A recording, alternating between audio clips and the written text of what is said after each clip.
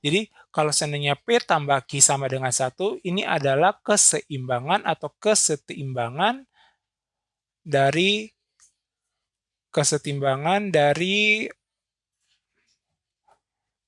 frekuensi alel. Oke.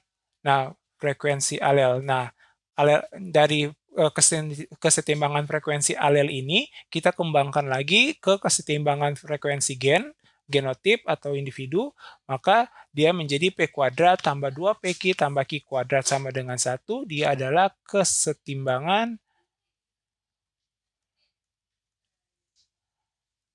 dari frekuensi individu atau genotip.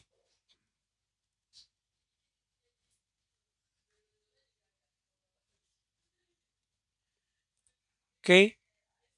Jadi P tambah Q itu lebih ke alel, sedangkan kalau yang persamaan kuadrat ini dia lebih kepada individu, frekuensi individu.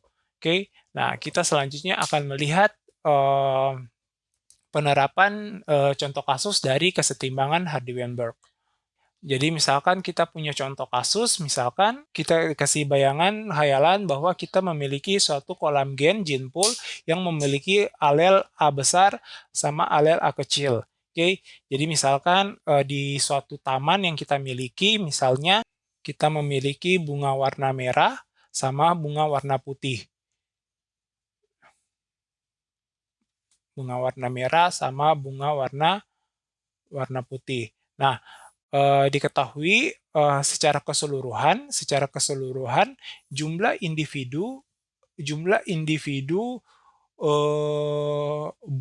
jumlah bunga pada, jadi bunga ini masih satu jenis ya, dia masih satu spesies. Jadi jumlah bunga ini saya misalkan sebagai n, jumlah total bunga, jumlah total n itu sama dengan ada sekitar 10.000 bunga. Oke, 10.000 batang bunga, tanaman bunga.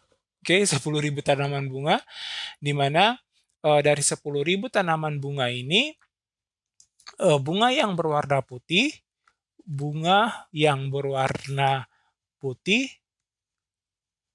oke, bunga yang berwarna putih ini dia ada sekitar 16%.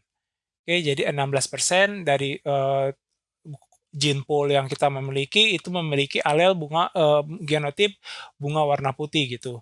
Oke. Nah, ditanyakan berapa persen, oke, yang ingin ditanyakan di sini adalah berapakah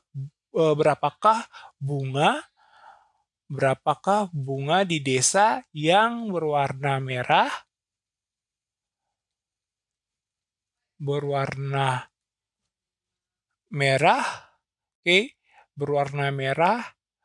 dan juga baik merah yang bersifat dominan homozigot ataupun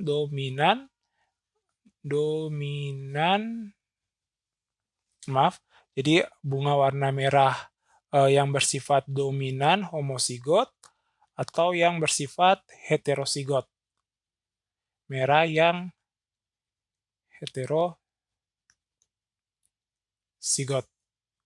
Jadi yang homozigot dan heterozigot. Oke, nah diketahui bahwa bunga warna merah, kita pertama ketahui bahwa bunga warna merah ini atau alel bunga warna merah, alel A besar, itu dia bersifat dominan dibandingkan dengan alel A kecil. Oke, dia bersifat dominan terhadap alel A kecil. Bisa?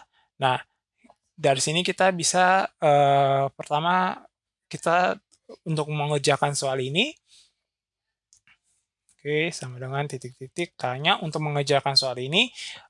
Dari yang kita ketahui bahwa bunga putih itu 16% dari total bunga gitu ya.